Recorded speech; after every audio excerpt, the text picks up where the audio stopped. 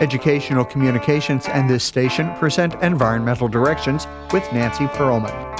On this series, we explore the effects of human influence on the Earth's ecosystems and discuss solutions to environmental problems which affect the quality of life on this planet. Environmental Directions gives you the kind of information you need to help you participate in decisions impacting your community, the nation, and the world.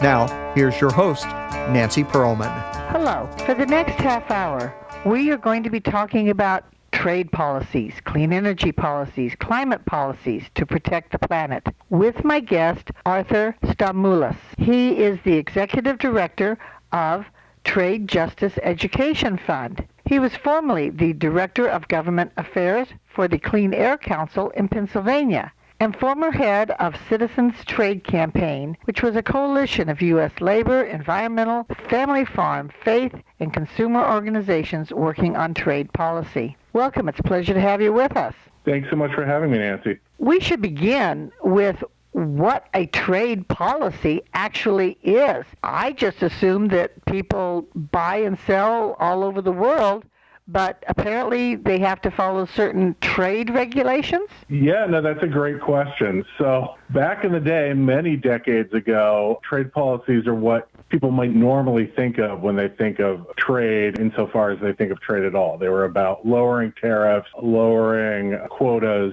policies at the border that slowed the shipments of goods across borders. Starting in the 80s, however, a lot of corporations in different corporate sectors realized that they could sneak binding rules into trade agreements that would restrict countries' ability to regulate in the public interest in all sorts of areas. So, for example, the pharmaceutical sector was able to use trade agreements to insert rules lengthening drug patents and other monopoly protections around the world in order to keep medicine prices high. Wall Street was able to use trade agreements to block regulations targeting toxic derivatives and too big to fail. Big Ag was able to use trade deals to put caps on food safety and consumer labeling regulations. And today, big tech is trying to insert rules that would restrict policies related to consumer privacy, AI accountability, anti-monopoly policy. As a result, our trade agreements are really setting binding obligations that govern the global economy. Virtually any issue that people care about, whether it be jobs and wages, whether it be climate and clean energy policy, whether it be food safety, whether it be medicine prices, are affected by our trade deals today. How many trade policy agreements does the United States have, and how often are they reviewed? That's a great question. I don't have an exact count, but there are dozens of free trade agreements and then even more what are called bilateral investment treaties. They should be reviewed regularly. There is some minor review built into some of them, but most of them, frankly, once they're enacted, that they're there for a while. Do all these agreements incorporate provisions to protect wildlife and ecosystems? No. In recent years, in recent past, some provisions around trade in endangered species. There are some other multilateral environmental agreements that were sort of added to some other past trade agreements, but none of them have what I would consider effective enforcement mechanisms on the level that sort of corporate rules that are inserted in trade agreements have. So you'll see some handful of the pacts include some requirements on these issues, but no real penalties if governments and corporations are violating the rules. Are these agreements able to say that a product can't come into the country if it is not meeting fair trade in the local community where people are not getting proper income, where the land is being destroyed or polluted? They certainly could, and that's something we advocate for. The U.S.-Mexico-Canada agreement, the renegotiated NAFTA, for the first time implemented what's called a rapid response mechanism, a labor enforcement tool that allows parties to issue complaints when companies are violating internationally agreed upon labor rights. There's a whole process for trying to address those alleged violations, but if the violations aren't addressed, the products can face fines at the borders and even be banned from entering a country. We've seen thus far, it's relatively new, but has been an effective tool in getting companies to respect labor rights in Mexico.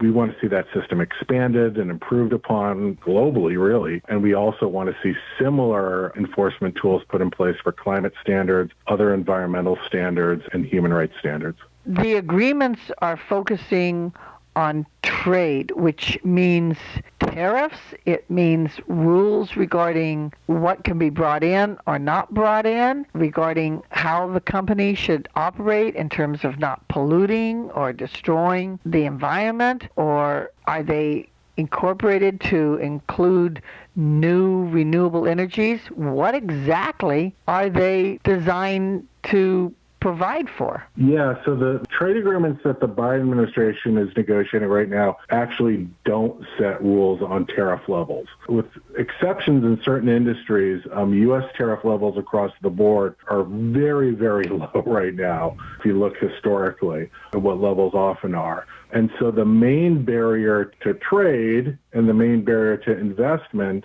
and I'm using air quotes, which obviously you can't see on the radio, are regulations. So corporations are pushing an agenda to basically prevent regulations that would diminish their power and their profits when they operate internationally across borders. And we're obviously pushing for binding strong standards on issues like climate action, labor rules, human rights, and so on. What are some of the future proposals and agreements that are up for discussion? The big one right now is called the Indo-Pacific Economic Framework, or IPEF. It would set rules governing approximately 40% of the global economy and then become the template for future trade agreements in the Americas, Africa, and elsewhere. Other ones include the Americas Partnership for Economic Prosperity, or APEP, which is sort of a similar pact for the Americas. There's the U.S.-Kenya Strategic Trade and Investment Partnership, which is the U.S. trying to get its foot in the door with trade agreements in Africa.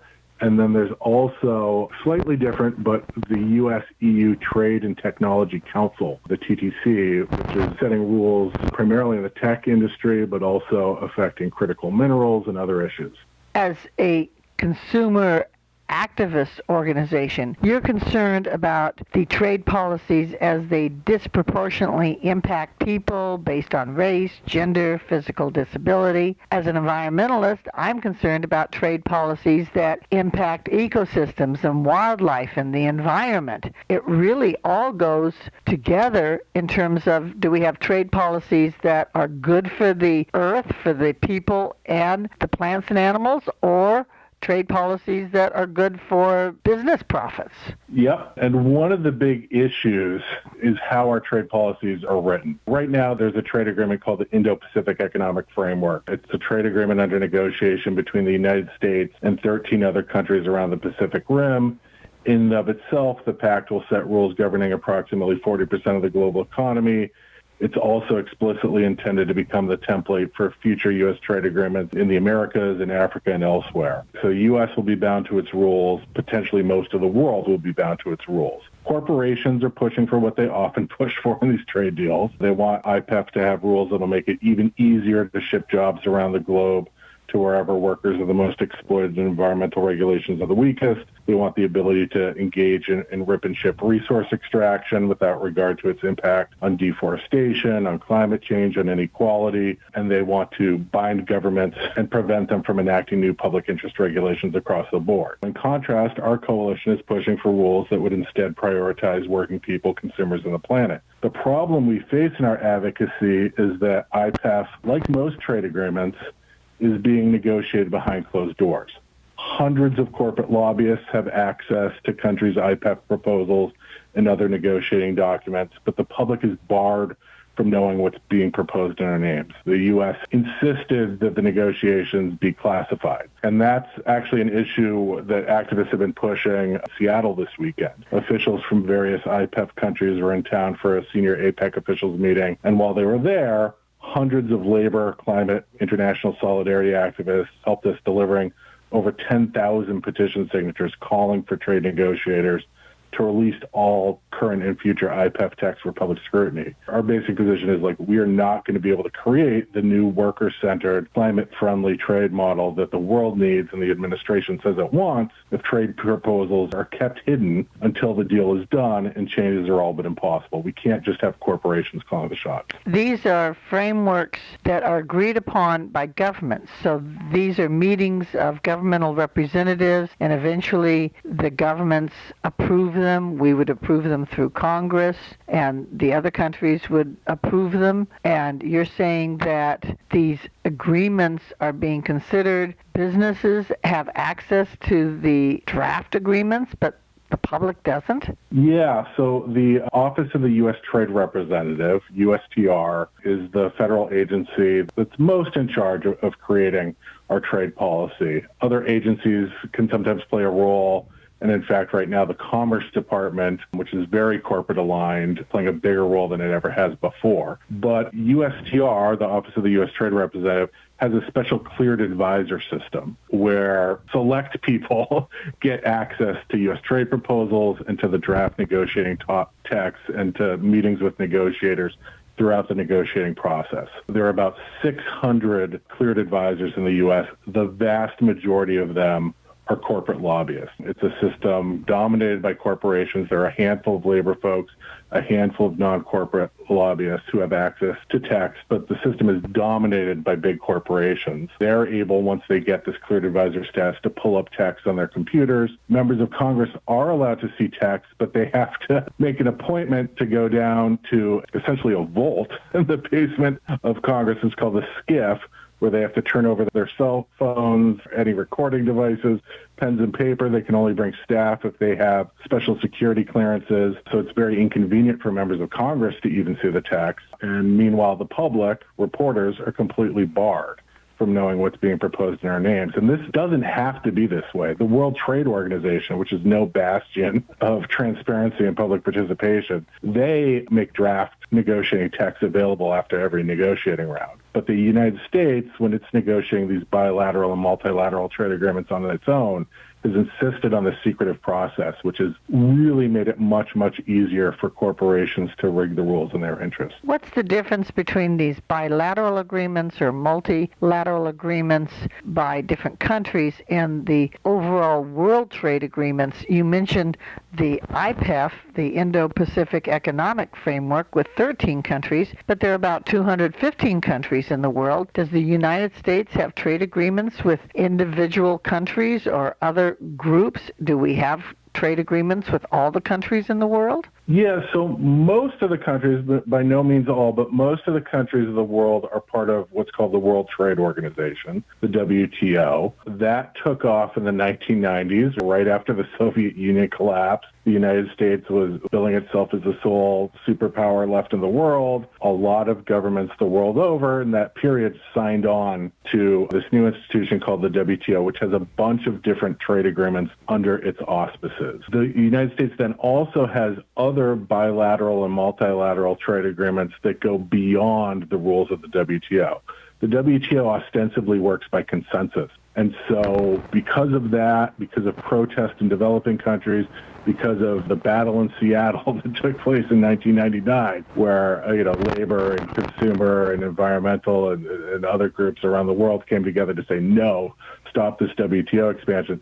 The WTO has largely been in a stalemate for a number of decades, and so new rules have been very slow to come through that organization. So the United States has pushed other trade agreements, CAFTA, the Central America Free Trade Agreement, a free trade agreement with Peru, free trade agreement with Chile, a free trade agreement with Australia, a bunch to get new rules that go beyond those in the WTO. And unfortunately, to date, most of those rules have benefited big corporations at the expense of workers, at the expense of the environment, at the expense of consumer safety. There's so much more in trade policies, and we'll talk more about that when we return in a moment with my guest, Arthur Stamoulis, with the Trade Justice Education Fund. Environmental Directions with Nancy Pearlman continues with further discussion of the world's critical ecological issues. For more information, you may call 310-559-9160 or go to www.ecoprojects.org. Now, here's Nancy. I'm speaking with Arthur Stamoulis. He is Executive Director of the Trade Justice Education Fund. There was a lot of attention for a while for the North American trade agreement, Canada and Mexico and the United States. And I recall a lot of concern by environmental organizations that this agreement would weaken environmental standards, would allow trade in some way that would hurt the environment, that would not maintain standards. How does that work? What standards are there that protect the environment in these agreements? Yes, so NAFTA, the North American Free Trade Agreement, which was originally passed by the Clinton administration in the early 90s, made lip service to environmental standards, but never really did anything enforceable on the environment. And so what we saw was instead two quite negative impacts.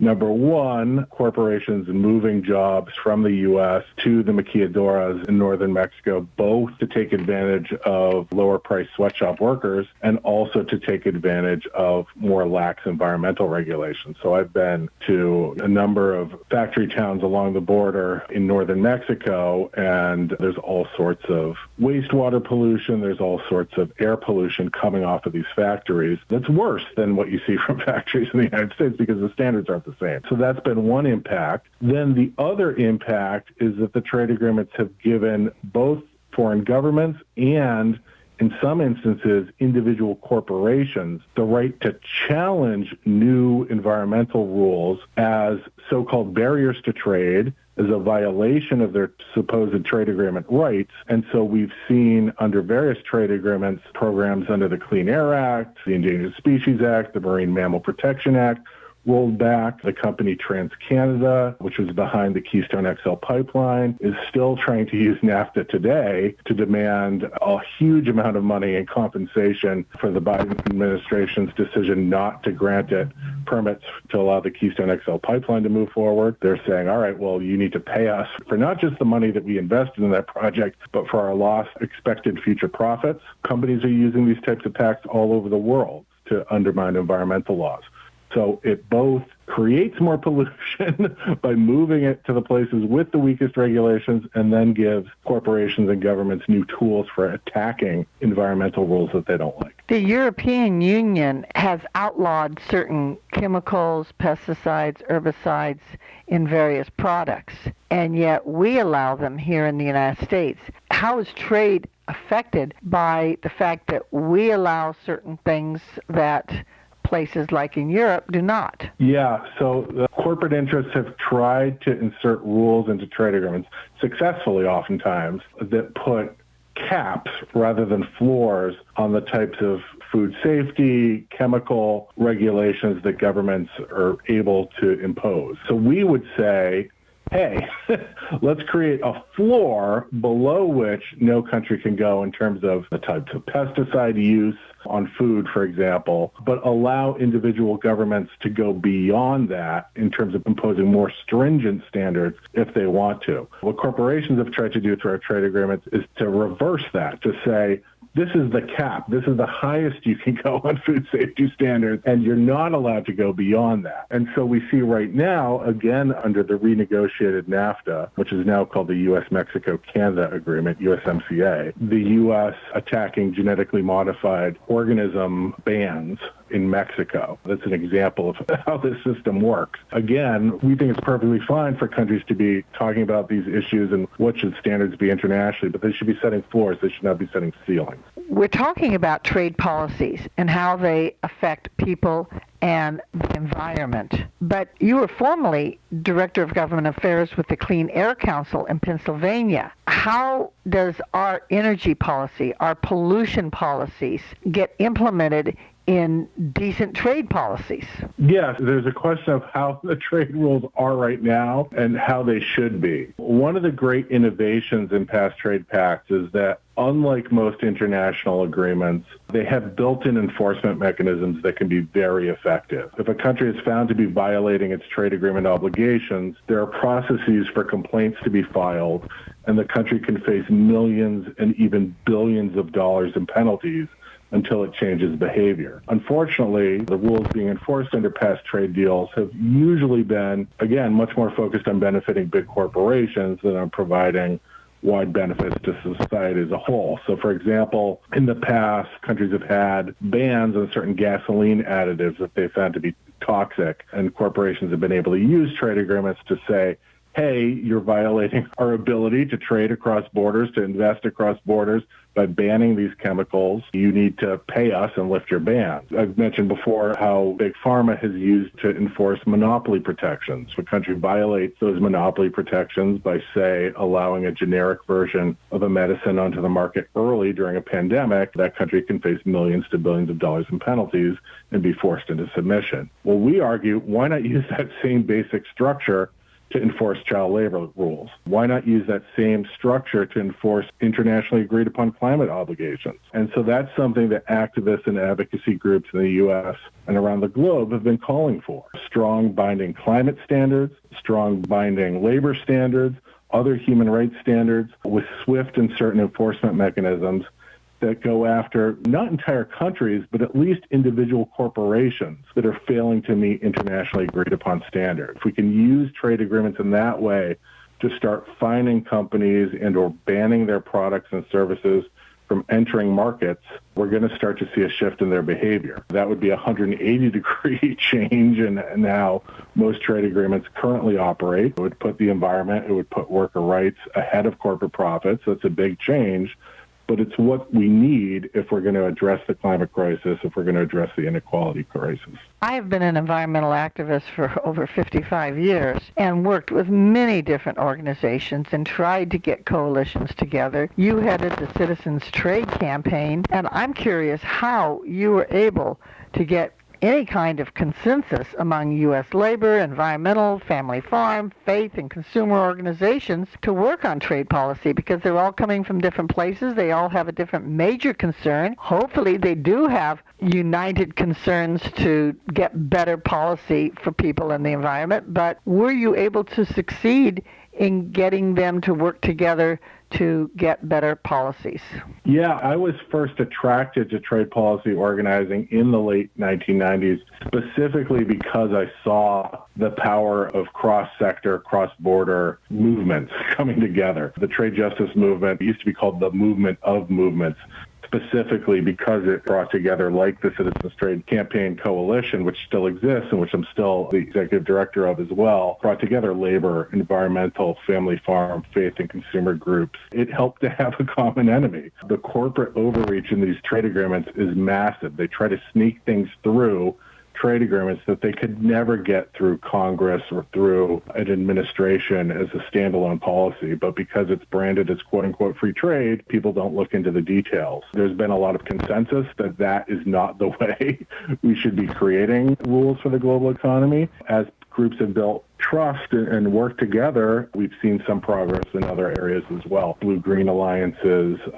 between other sectors in the labor movement, other sectors in the environmental movement. And to me, it's been a very, very positive thing. Does the United States have an inclusive, worker-centered, environmentally centered trade agenda? What is the United States policy in trade, and how much is incorporated for protection of the environment versus business profits? To their credit, the new U.S. Trade Representative, Ambassador Catherine Tai, is exploring these questions in a way that's never happened before. Obviously, the Trump administration thought that climate change was a Chinese hoax, or at least that's what they claimed publicly. Even the Obama administration refused to allow the term climate change to be entered into any U.S. trade agreement. To their credit, this U.S. Trade Representative and President Biden have said they want a new climate-friendly trade model. They're also currently accepting public comments on how to advance an inclusive worker-centered trade agenda. This is, to my knowledge, the first administration that has ever asked that question, so it's certainly a sign of progress. That said, corporations still have a lot of power. Overall, if you're talking about the impacts on the working class in terms of job offshoring, wage suppression, environmental harms, other harms, caused by past trade agreements, they've been broadly damaging to the entire working class in this country. They've been even more so for people abroad. And like with most injustices in our society, communities of color have been hit the hardest. In California, around the nation, the manufacturing jobs that have been the most susceptible to offshoring have been in professions that disproportionately been represented by people of color. Even a lot of the service sector jobs and call center jobs that are being increasingly offshore today are disproportionately filled by people of color. Everybody suffers when they lose a job through no fault of their own, but that offshoring hits those with the lowest levels of savings and household wealth the hardest, on average, for reasons of both historic racism and ongoing racism. Black and Latino families have far less household wealth than white families, and that leaves people a lot less able to weather long periods of unemployment, which you often need to do if you're trying to train for a new career, a new profession. Lower household wealth makes it harder to pick up and move to another community and search for new jobs too. And as such, many workers of color whose jobs have been offshored have found themselves accepting lower paying jobs than the ones they previously had. And that not just hurts the individual trade displaced worker and their families, entire communities suffer. When large employers shut down, there's suddenly less money to spend at local restaurants, hair salons, car dealerships, other local businesses. The tax base starts to diminish. Those who can afford to move away do so, and those who are left behind find themselves in a community that no longer has the same money going to public schools, to public infrastructure. Things can get quite dire. And we've seen that happen in cities like Flint, Michigan, but it's not just the Rust Belt. Like, communities from coast to coast have experienced this. Again, not just communities of color, but they are often hit the hardest. And so when the administration asked this question of how can we create a more inclusive worker-centered trade agenda, there are a million solutions and answers to that question. But to start, don't give hundreds of corporate lobbyists privileged access to U.S. proposals while shutting out the public and shutting out civil rights organizations and community groups and most other civil society representatives. You're never going to create just inclusive trade policy that way. You need to start with transparency and public participation. And from there, we need the labor enforcement provisions we've talked about. We need the climate enforcement provisions we've talked about. And that is hardly the end of the list. But those steps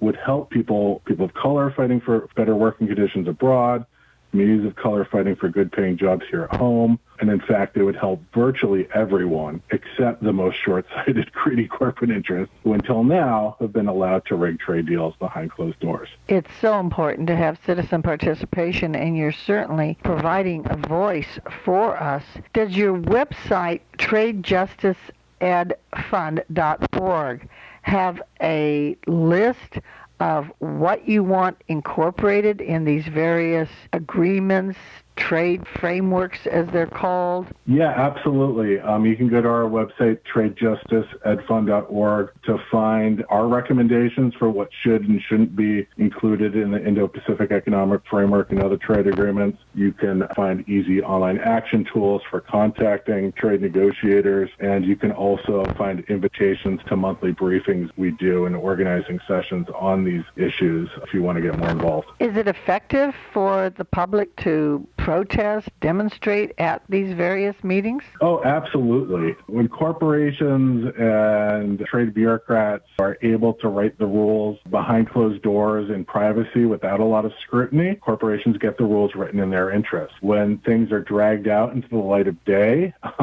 that can have a disinfecting effect and really scale back a lot of what corporations are pushing for, and frankly, even get some positive elements added. During the Trump administration, when NAFTA was renegotiated, labor groups, environmental groups, consumer groups, Democrats in Congress were able to push really hard and remove some of the biggest gifts to big pharma that were being proposed, and to actually add much stronger labor enforcement mechanisms than we'd ever seen before in trade agreements. Those mechanisms are now being used by the Biden administration to support the fledgling, relatively small independent labor movement in Mexico and help people get access to independent unions of their own choosing and good contracts. That's something we want to see expanded in our trade agreements. We want to see climate provisions strengthened. We want a climate peace clause under which governments agree not to attack one another know, there's clean energy and climate measures using outdated trade rules. We want to make sure big tech isn't able to rig trade rules to undermine consumer privacy, data security, AI accountability,